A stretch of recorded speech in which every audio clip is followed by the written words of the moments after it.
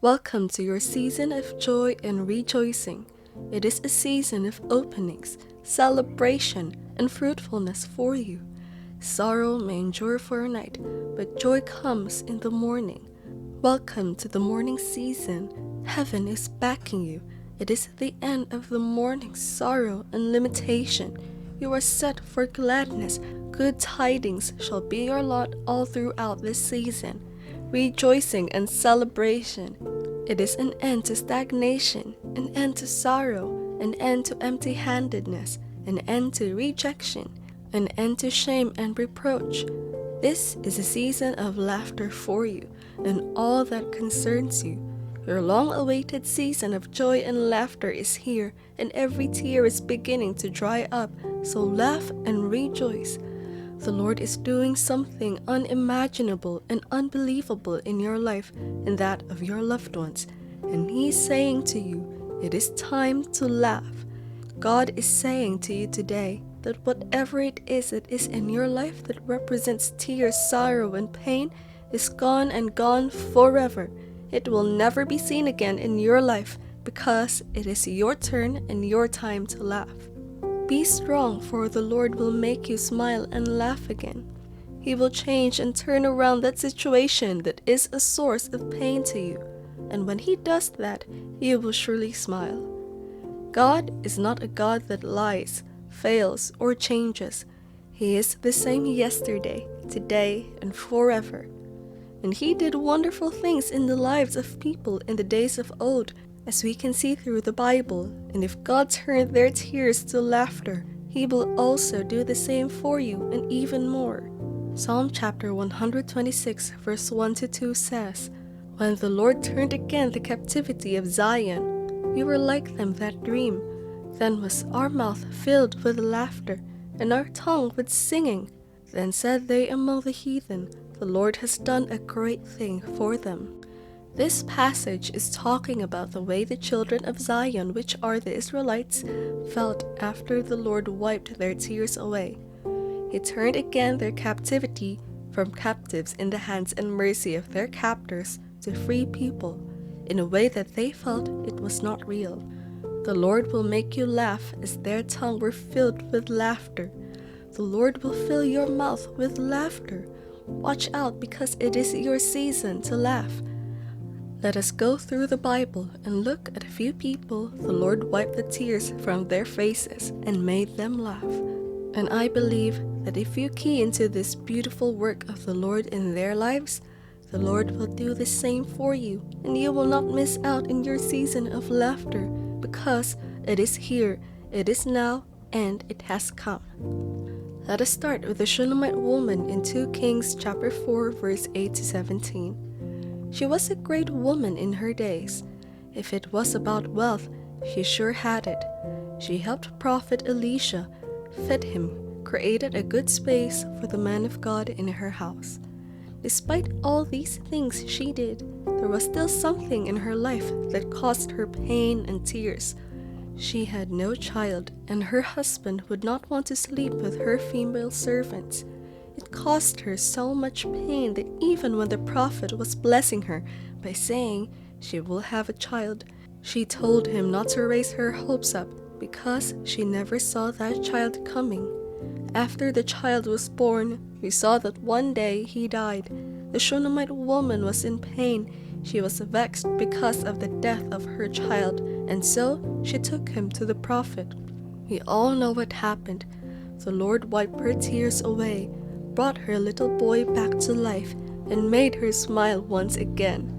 No matter what it is that you face in your life's journey, even in death like the case of this woman, God is abundantly able to turn it around.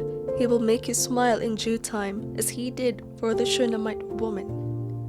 Another person was Jephthah the Gileadite in the book of Judges 11. Jephthah was a son of a prostitute, and because of that, his brothers from the wife of his father, his half-brothers, despised him and insulted him because he was a son of a prostitute. This was a great pain to Jephthah. He tried to overlook it, but he could not. It was already clear to him that his stepbrothers will not let him inherit any of their father's property. Due to all the pain, Jephthah left and started living with the outsiders, the vain men. But the reason and our focus in the life of Jephthah is that the Lord turned his life around. The Lord wiped his tears away. The Lord made him smile. He was rejected, but in the end he was being looked for and made ruler of the people. They tried hard to make sure he does not get anything from his father's property, but he got way more than that. The Lord can also do it for you. It is your season and time to laugh. Watch out and hold on. Next is Hannah, the second wife to Elkanah in the book of Samuel 1. She was barren because the Lord had kept her from having children, while Elkanah's first wife had children. Hannah was mocked and insulted by her co-wife because she had no child for her husband. This is one of the greatest causes of pain in any marriage. She would cry in pain for her barrenness, but in the end, the Lord wiped her tears, took away the mockery, and gave her a new song to sing. She became pregnant, and her first child became a prophet and a leader of Israel till his death. She had other children, and her name was no longer called barren. The Bible never told us anything about the children of her co-wife, what they became or who they were, but we heard and read about Samuel. She sure got more love from her husband. The Lord lifted her and set her on the rock to say, she was in the lift and lineage of Jesus. Are you married and have no children? Know this, the God that did it for Hannah will also do it for you. He will make you smile and every tear in your eyes will be wiped out and dried. Someone else who was also in the need of children was Sarah. She was above the age of childbearing, but the Lord told her she will have a child. She laughed in disbelief, seeing that it was naturally impossible for that to happen. But in the end, she said, "The Lord has made me laugh." She had a son, and that which seemed like a lie came to pass. I do not know what it is that you are going through in life, but I have this word for you. It is time for you to laugh.